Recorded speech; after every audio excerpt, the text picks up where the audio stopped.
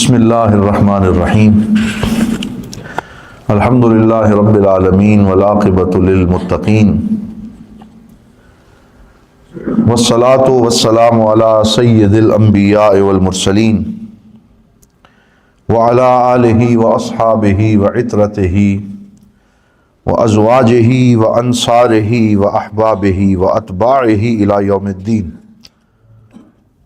اما بعد فاعوذ باللہ من الشیطان الرجیم، بسم اللہ الرحمن الرحیم۔ قال اللہ تبارک و تعالی فی القرآن المجید والفرقان الحمید، قل هل يستوي الذین یعلمون والذین لا یعلمون، ان اللہ وملائکتہ یصلون علی النبی یا ایہا الذین آمنوا صلوا علیہ وسلموا تسلیما۔ درود پاک حضور کریم کی بارگاہ میں پڑھیے۔ الصلاۃ والسلام علیک یا سیدی یا رسول اللہ، الصلاۃ والسلام علیک یا سیدی یا حبیب اللہ، الصلاۃ والسلام علیک یا رحمۃ للعالمین وعلی آلک واصحابک یا شفیع المذنبین وَيَا جَدَّ الْحَسَنِ وَالْحُسَيْنِ۔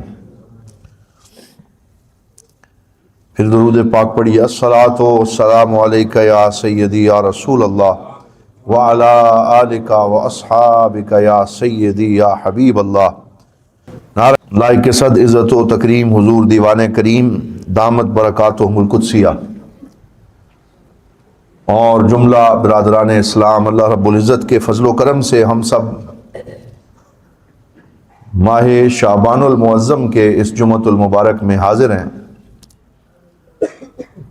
اللہ رب العزت ہم سب کی حاضری اپنی بارگاہ میں مقبول و منظور فرمائے اور ان مبارک ایام کی برکتوں سے سب کو مالا مال فرمائے۔ حضور نبی رحمت صلی اللہ علیہ وآلہ وسلم نے اپنے فضل و کرم سے اور نگاہ فیض سے صحابہ کرام اور اہل بیت اطہار رضوان اللہ تعالی علیہ مجمعین اور پوری امت کی تربیت فرمائی، اور اللہ رب العزت نے آپ کو وہ مقام رفیع عطا فرمایا کہ آپ تلاوت آیات فرماتے ہیں،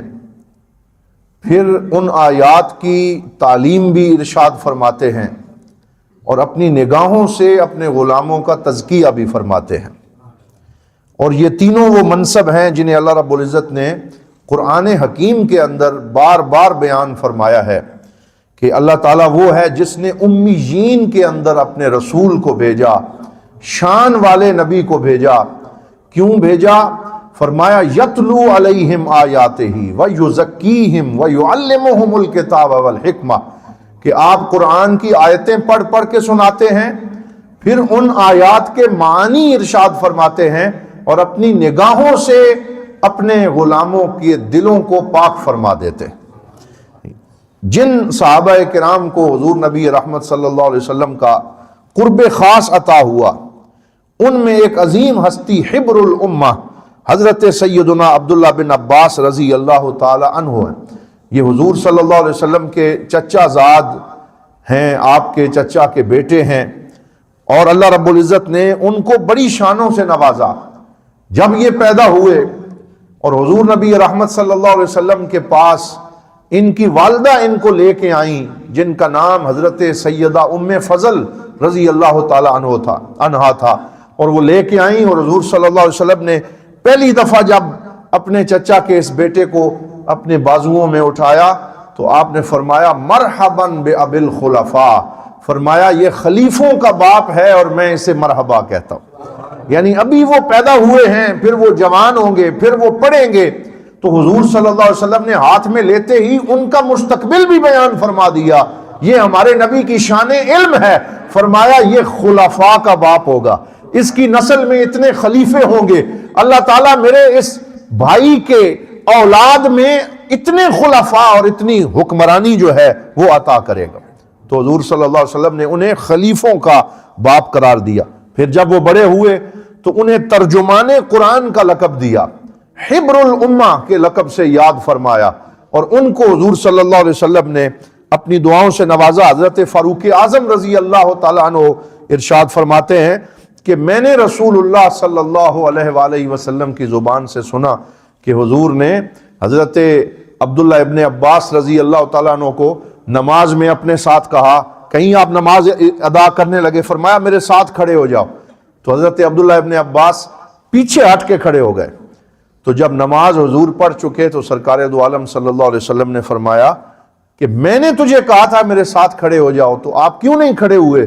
تو انہوں نے کہا یا رسول اللہ اجلو کا و اعظمو کا، کہ میں آپ کی بزرگی اور آپ کے مقام کی وجہ سے یہ جرت نہیں کر سکتا کہ میں آپ کے ساتھ کھڑا ہو جاؤں، اس لیے میں ادب سے آپ کے پیچھے کھڑا ہوا۔ تو حضور صلی اللہ علیہ وسلم کے چہرے پہ خوشی اور سرکار دو عالم کے چہرے مزید چمک اٹھا، اور اپنے اس چھوٹے بھائی اور اپنے چچا کے اس بیٹے کو دعا سے نوازتے ہوئے حضور نے ہاتھ اٹھا دیے، فرمایا اللہم آتہ الحکمہ، یا اللہ میرے اس چچا زاد بھائی کو حکمت کے موتیوں سے مالا مال فرما، ان کو حکمت عطا فرما۔ اور ایک دعا میں فرمایا اللہم فقہہ فی الدین وعلمہ التاویل، یا اللہ اس کو دین کی سمجھ بوجھ عطا فرما اور اس کو تعویل یعنی قرآن کی آیات کی تفسیر کا علم نصیب فرما۔ تو یہ دعائیں ان کو ملی، لیکن اس کے باوجود جب سرکار دو عالم صلی اللہ علیہ وسلم کا وصال ہوا اس وقت ان کی عمر 13 برس تھی، تو گویا بالکل بچپنے میں انہوں نے سرکار دو عالم صلی اللہ علیہ وسلم کی صحبت کا حظ اٹھایا، اور جو ہی تھوڑا سا ہوش سنبھالا کان لا یفارق رسول اللہ صلی اللہ علیہ وسلم، وہ کبھی حضور صلی اللہ علیہ وسلم کی صحبت کو چھوڑتے نہیں تھے، سفر و حضر میں ساتھ رہتے، حضور کو وضو کرواتے، سرکار دو عالم صلی اللہ علیہ وسلم کی احادیث سنتے، ہر وقت اپنے نبی پاک کی محفل کے اندر حاضر رہتے۔ یہ بھی وجہ ہے کہ اللہ رب العزت نے ان کو چھوٹی سی عمر میں وہ بلند مقام عطا فرمایا کہ جب حضرت فاروق اعظم رضی اللہ تعالی عنہ خلیفہ بنے تو آپ اپنے بڑے بڑے اصحاب یعنی وہ وزراء جن کو آپ نے اپنے ساتھ مشورے کے لیے رکھا، ان میں اس چھوٹے سے بچے جس وقت ان کی عمر صرف 16 سال تھی، ان کو بھی اپنی محفل میں بٹھاتے۔ تو کسی نے اعتراض کیا کہ ہم آپ کے مشیر ہیں، آپ کے ساتھ بیٹھنے والے ہیں، تو آپ ایک چھوٹی عمر کے جو بالکل نو عمر بچہ ہے اسے ہمارے ساتھ آپ بٹھا دیتے ہیں، آپ ایسا کیوں کرتے ہیں؟ تو آپ نے، وہ سب بیٹھے ہوئے تھے، تو حضرت فاروق اعظم نے فرمایا ان لہذا لسانا سؤولا وقلبا عقولا، فرمایا میں اسے اس لیے ساتھ بٹھاتا ہوں کہ اگرچہ یہ عمر میں چھوٹے ہیں لیکن ان کو سوال کرنے والی زبان ملی ہے اور سمجھنے والا اللہ نے ان کو دل عطا فرمایا ہے، زبان ان کی سوال کرنے والی ہے، اور سوال جو کرتا ہے اللہ تعالیٰ اس کے علم میں اضافہ کرتا ہے، اور ان کو اللہ نے قلب عقول بخشا ہے کہ یہ بات کو سمجھتے ہیں، اس بات کی تہ تک اتر جاتے ہیں۔ تو چھوٹی عمر میں ہی اللہ رب العزت نے ان کو یہ مقام عطا کیا۔ پھر اپنے ان سارے احباب کو مزید باور کرانے کے لیے اسی محفل میں حضرت فاروق اعظم نے ایک سورت پڑھی جو قرآن کی چھوٹی سی سورت ہے، اذا جاء نصر اللہ والفتح ورأیت الناس يدخلون فی دین اللہ افواجا فسبح بحمد ربک واستغفر انہ کان توابا۔ یہ سورت پڑھنے کے بعد فرمایا آپ میں سے کوئی اس کا معنی بیان کرے، تو کچھ خاموش رہے، اور کچھ نے یہ معنی بیان کیا کہ امرنا ربنا عند النصر ان نسبحہ ونستغفرہ، کہ اے امیر المومنین معنی تو بڑا واضح ہے کہ اللہ رب العزت نے ہمیں یہ حکم دیا ہے کہ جب کامیابی ملے تو ہم تسبیح کریں، جب کامیابی ملے تو ہم اللہ کی بارگاہ میں معافی طلب کریں، استغفار کریں، تاکہ اللہ تعالی ہمارے درجوں میں مزید بلندی عطا فرمائے۔ تو اس کا معنی بڑا واضح ہے، فسبح بحمد ربک واستغفرہ، کہ تم اللہ کی تسبیح بیان کرو، اس کی پاکی بیان کرو، استغفار کیا کرو، انہ کان توابا، بے شک اللہ تعالیٰ بخشنے والا ہے، وہ بڑا مہربان ہے۔ تو پھر حضرت عمر نے فرمایا اے عبداللہ بن عباس آپ ذرا اس کا معنی بیان کریں۔ تو حضرت عبداللہ بن عباس جو ہے وہ گویا ہوئے اور کہنے لگے لیس ھذا ھو المراد، کہ اے امیر المومنین یہ معنی بھی درست ہے لیکن یہاں یہ مراد نہیں ہے، مراد یہ ہے کہ بعد النصر و فتح مکہ اخبر اللہ سبحانہ وتعالی باقتراب اجل محمد صلی اللہ علیہ وسلم، کہ جب مکہ فتح ہو گیا، اللہ کی مدد اور نصرت آ گئی، اور جس مکے سے حضور کو نکالا گیا تھا آپ فاتحانہ شان میں اسی مکہ شریف میں دوبارہ داخل ہو گئے، تو اب اللہ تعالیٰ اس صورت میں یہ بتا رہا ہے کہ اب آپ کا ہمارے پاس آنے کا وقت قریب آ گیا ہے، اب آپ کی اجل قریب آ گئی ہے، اب آپ ہمارے پاس واپس آنے والے ہیں، تو کیونکہ اب آپ کی عمر ظاہری ختم ہوا چاہتی ہے، فسبح بحمد ربک واستغفر، اب آپ زیادہ تسبیح کریں، اب آپ اللہ رب العزت کی بارگاہ کا زیادہ تذکرہ کریں۔ تو حضرت فاروق اعظم کی آنکھوں میں آنسو آ گئے اور کہا اللہ کی عزت کی قسم، جو معنی آپ نے بیان کیا ہے اس کا یہی معنی ہے، اس کا یہی مطلب ہے۔ تو یہ حضور صلی اللہ علیہ وسلم کے خاندان عظمت نشان کے وہ نوجوان ہیں جنہیں اللہ رب العزت نے یہ علم نصیب فرمایا، اور یہ بات انہیں کیسے حاصل ہوئی؟ خود فرماتے ہیں کہ میں حضرت سیدہ ام میمونہ رضی اللہ تعالی عنہا، جو ام المومنین ہیں، جو حضور کی زوجہ ہیں، وہ میری خالہ لگتی تھیں، تو اس لیے جب حضور ان کے حجرے میں جلوہ فرما ہوتے، مجھے آنے جانے کی اجازت تھی، میں آپ کی بارگاہ میں حاضر ہوتا، اور کوئی پردے کا معاملہ نہ تھا، تو میں گھر کے اندر بھی حضور کے پاس جا کے بیٹھا کرتا اور سرکار دو عالم کے فرمودات سنتا۔ کبھی کبھی حضور مجھے وہیں اپنے ساتھ سلا لیتے، آج میرے پاس رہو، میرے پاس آرام کرو۔ پھر میں دیکھتا رہتا کہ رات کے وقت سید الانبیاء کے معمولات کیا ہیں، کہ کب اٹھتے ہیں، کب مصلی پہ کھڑے ہوتے ہیں، اور میں کچی نیند سوتا، اور سرکار دو عالم صلی اللہ علیہ وسلم جب عبادت کے لیے اٹھتے تو میں بھی اٹھ جاتا، میں اپنے نبی صلی اللہ علیہ وآلہ وسلم کو وضو کرواتا، مشکیزہ تیار کرتا، وضو کروا کر جب آپ مصلی پہ آ جاتے تو قیام لیل میں بھی رسول اللہ کے ساتھ کھڑا ہو جاتا، تو مجھے وہ حاضری بھی نصیب ہوئی۔ ایک دن جب حضور نے سلام پھیرا تو آپ صلی اللہ علیہ وسلم نے میرے کانوں کو سہلایا اور فرمایا یا غلام انی اعلمک کلمات، اے لڑکے، یہ غلام چھوٹی عمر کے لڑکے کو کہتے ہیں، اے بچے، اے لڑکے، آ میں تجھے چند کلمات سکھاتا ہوں، فاحفظ اللہ یحفظک، تو اللہ رب العزت کے احکام اور اس کے نواہی کو یاد رکھ، ہمیشہ اللہ تعالیٰ تجھے یاد رکھے گا، ہمیشہ اللہ تعالیٰ تیری حفاظت فرمائے گا، تو اللہ کے اوامر و نواہی کی حفاظت کر، اللہ تعالیٰ تیری حفاظت کرے گا۔ فاحفظ اللہ تجدہ تجاہک، تو ہر وقت اللہ تعالیٰ کو اپنے ساتھ پائے گا، تجھے اللہ کی معیت نصیب ہو جائے گی۔ وہ کلمات کیا ہیں؟ تو حضرت عبداللہ ابن عباس سراپا ہمہ تنگ گوش ہو گئے اور سننے لگے کہ حضور مجھے رات کی تاریکی میں اپنے حجرہ پاک میں قبولیت کے ان لمحات میں کیا ارشاد فرماتے ہیں۔ تو حضور صلی اللہ علیہ وسلم نے فرمایا اذا سألت فاسأل اللہ، اے عبداللہ بن عباس، جب مانگو تو اللہ سے مانگا کرو، جب سوال کرو تو اللہ سے سوال کیا کرو، وَإِذَا اسْتَعَنْتَ فَاسْتَعِنْ بِاللَّهِ، جب مدد مانگنی ہو تو اللہ سے مدد مانگا کرو، اس کی بارگاہ میں دستے طلب دراز کیا کرو، رویا کرو، گڑ گڑایا کرو، سارے خزانے اپنے رب سے مانگا کرو۔ وَعْلَمْ أَنَّ الْأُمَّةَ لَوْ اجْتَمَعَتْ عَلَىٰ أَن يَنْفَعُوكَ بِشَيْءٍ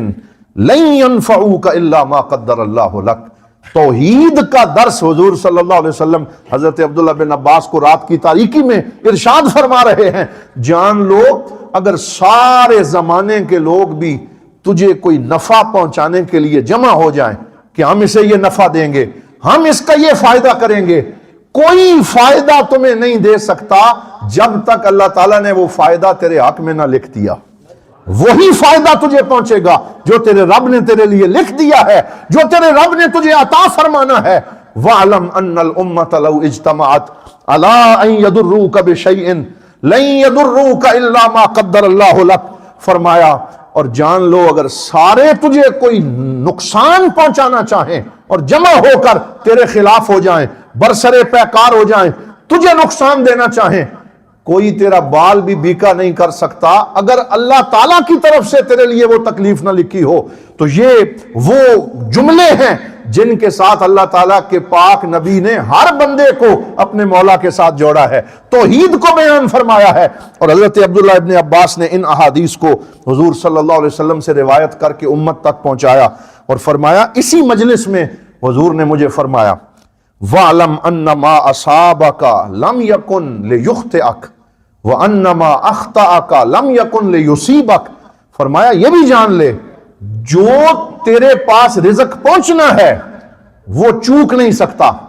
اور جو نہیں پہنچنا وہ کوئی پہنچا نہیں سکتا۔ یہ ساری باتیں ارشاد فرمانے کے بعد آخر میں حضور نے فرمایا رفعت الاقلام وجفت الصحف،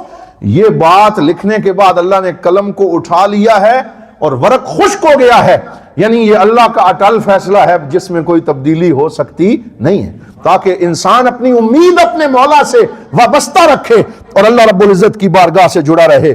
پھر حضور نبی رحمت صلی اللہ علیہ وآلہ وسلم کے ساتھ ان کو یہ مرتبہ اور یہ شان بھی نصیب ہوئی کہ وہ ایک دن حضور کے پاس سے گزر رہے تھے تو خود فرماتے ہیں میں نے دیکھا ایک بڑا خوبصورت اور حسین و جمیل بندہ حضور کے پاس بیٹھ کے باتیں کر رہا ہے۔ میں نے دیکھا تو مجھے ایسے لگا یہ حضرت دحیہ کلبی بیٹھے ہیں جو بڑے خوبصورت صحابی ہیں اور وہ حضور سے کوئی باتیں کر رہے ہیں۔ تو سرکار دو عالم نے بعد میں مجھے بلا کر فرمایا آج پتہ کیا ہوا، جب تو یہاں سے گزرا تو ہمیں دیکھ رہا تھا تو میرے پاس کون بیٹھا تھا؟ یا رسول اللہ وہ دحیہ کلبی بیٹھے تھے۔ فرمایا وہ دحیہ کلبی نہیں تھے، وہ جبرائیل امین بیٹھے ہوئے تھے۔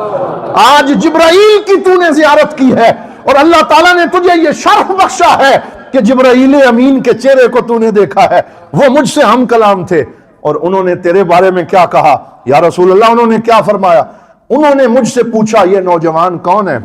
میں نے کہا ابن امی، یہ میرے چچا حضرت عباس کا بیٹا ہے۔ دیکھیں ان کے کپڑے آج کتنے جو ہے وہ پرانے اور بوسیدہ لگ رہے ہیں، یہ بوسیدہ کپڑوں میں جا رہا ہے۔ تو حضرت جبرائیل کہنے لگے یا رسول اللہ سیسود اولادہ بعدہ، کہ اس کے جانے کے بعد اس کی اولاد راج کرے گی، اس کی اولاد اس کے جانے کے بعد راج کرے گی اور اللہ تعالیٰ ان کو کائنات کی بادشاہیاں عطا فرمائے گا۔ تو یہ وہ خوش نصیب صحابی ہیں جنہیں یہ شان بھی حاصل ہوئی کہ جبرائیل امین کے ساتھ ہونے والی گفتگو میں بھی ان کا تذکرہ آ گیا۔ اور یہ مسند امام احمد ابن حنبل رضی اللہ تعالی عنہ کے اندر حدیث ہے۔ لیکن یہ شان ان کو کیسے حاصل ہوئی؟ آخر میں یہ بات عرض کرتا ہوں، وہ اپنے حصول علم کا قصہ سناتے ہیں اور اس کو سیر و اعلام النبلاء میں امام ذہبی شمس الدین رحمت اللہ تعالی علیہ نے لکھا ہے اور بڑے خوبصورت انداز میں لکھا۔ فرماتے ہیں حضرت عبداللہ ابن عباس سے پوچھا گیا یہ شان اور رتبہ آپ کو کیسے ملا؟ فرمایا میں حضور کی احادیث کو تلاش کرنے کے لیے، کیونکہ میری چھوٹی عمر تھی جب حضور کا وصال ہو گیا، تو میں نے چاہا کہ میں علم حدیث کو جمع کروں، علم فقہ کو جمع کروں۔ تو جب بھی مجھے پتا چلتا کہ حضور کے فلاں بزرگ صحابی کے پاس کوئی حدیث موجود ہے اور سرکار دو عالم صلی اللہ علیہ وسلم کا کوئی فرمان موجود ہے، تو میں کیا کرتا؟ میں قیلولہ کا جو وقت ہوتا ہے جس میں ہر بندہ اپنے گھر میں آرام کر رہا ہوتا ہے، میں قیلولے کے وقت اس کے دروازے کے پاس جا کے چٹائی بچھا دیتا اور دستک نہ دیتا، باہر ہی میں اپنے سر کا سرانہ بنا کے لیٹ جاتا اور جو ہوائیں ہیں وہ گرد اڑا اڑا کے میرے اوپر پھینکتی رہتی، میں اس کی پرواہ نہ کرتا۔ پھر خود ہی کہتے ہیں اگر میں دروازہ کھٹکھٹاتا تو وہ مجھے اندر بلا سکتے تھے اور مجھے باہر لیٹنے کی کوئی ضرورت نہیں تھی، لیکن یہ علم حدیث کے حصول میں میرا اپنا شوق تھا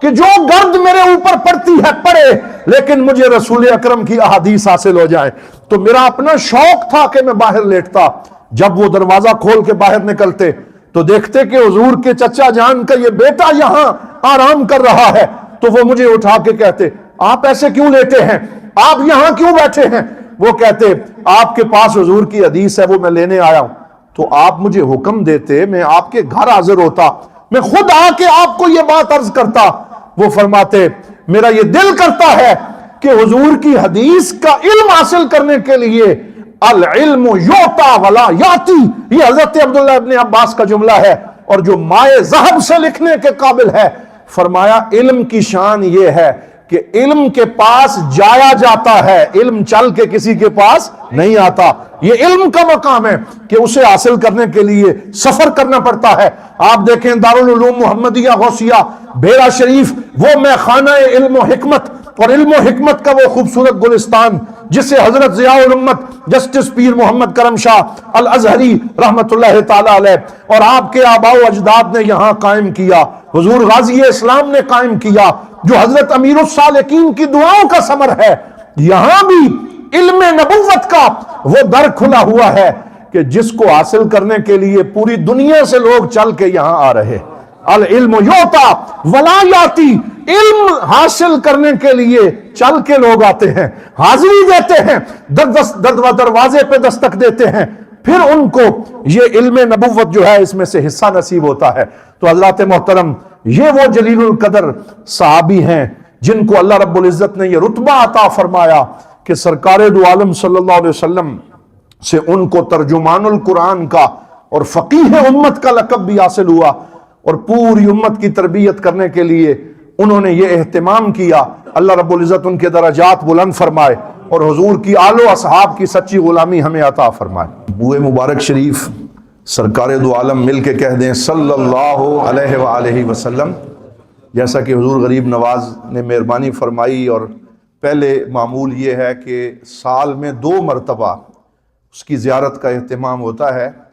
ایک ربیع الاول شریف کی شب میلاد میں اور دوسرا شب برات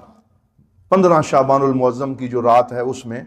تو انشاءاللہ یہ جو 15 شعبان کی رات آ رہی ہے 2 دن کے بعد، اس شب برات کو جو 14 اور 15 شعبان کی درمیانی شب ہوگی، اس میں دربار عالیہ امیر السالکین پہ موئے مبارک شریف کی زیارت کا اہتمام بعد از نماز عشاء ہوگا۔ مبارک اور برکتوں والی رات ہے، تو آپ سب احباب باوضو ہو کے درود و سلام پڑھتے ہوئے حاضری دیں، موئے مبارک شریف کی زیارت بھی کریں، اور اس مبارک شب میں دعائیں کریں، نوافل کا اہتمام کریں۔ اللہ رب العزت ہمیں اس رات کی برکات عطا فرمائے۔ وآخر دعوانا ان الحمد للہ رب العالمین۔ ابھی نماز جمعہ کے بعد نماز جنازہ ہے، اس میں سب احباب شرکت